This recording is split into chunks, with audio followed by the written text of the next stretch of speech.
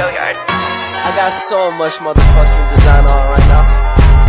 Break it down, bring it back, make it clap. I got 3 old thoughts, new guap, wear that thing. Bitches on my line, and you know. Halo adik-adik. Pada kesempatan kali ini, kakak akan menjelaskan tentang genetika pewarisan sifat. Gambar 2 kucing dan 2 perempuan ini merupakan bentuk dari keanekaragaman genetika. Sebelum itu, kita harus mencari tahu apa sih makna dari genetika ini. Pewarisan sifat ini tidak terlepas dari peranan RNA, DNA, dan kromosom yang merupakan benang-benang halus penghantar kode genetik. Sel tubuh kita mempunyai 23 pasang atau 46 buah kromosom. Dari 23 pasang atau 46 kromosom yang ada di dalam tubuh kita ini dapat dibedakan menjadi kromosom tubuh, autosom, dan kromosom kelamin atau gonosom. Hal ini mendorong George Mendel untuk melakukan percobaan menggunakan kacang RCS atau kacang polong.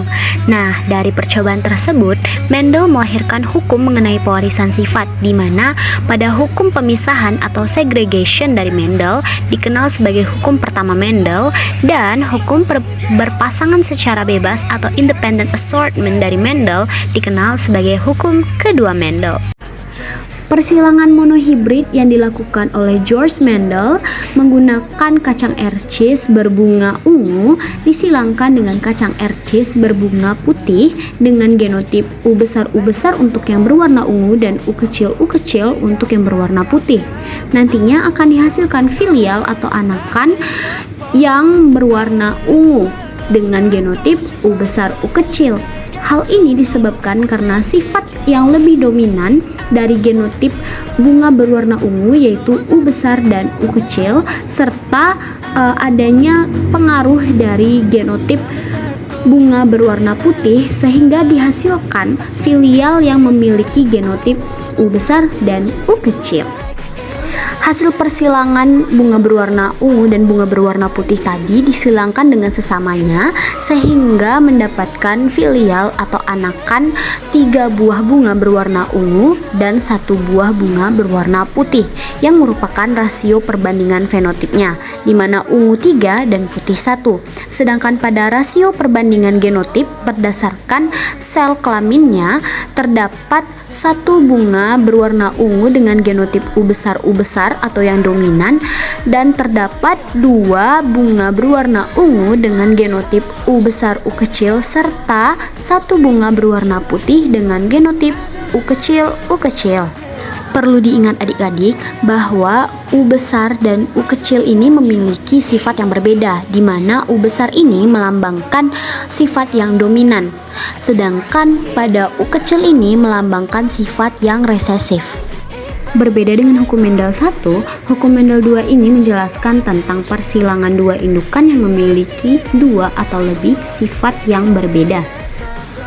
Pada percobaan hukum 2 Mendel menggunakan biji kacang RCS yang memiliki 2 sifat berbeda yang terletak pada wujud dan juga warnanya. Mendel menggunakan biji bulat berwarna kuning dan biji keriput yang berwarna hijau. Pada genotip, B besar menandakan bahwa biji tersebut bulat, sedangkan B kecil menandakan bahwa biji tersebut kisut. Sedangkan untuk warna, K besar menandakan bahwa biji tersebut berwarna kuning, sedangkan pada K kecil menandakan bahwa biji tersebut berwarna hijau. 2 sifat yang terdapat di dalam 2 indukan yang berbeda ini nantinya akan menghasilkan keturunan atau filial yang berwarna kuning dengan bentuk yang bulat dengan genotip B besar B kecil, K besar K kecil.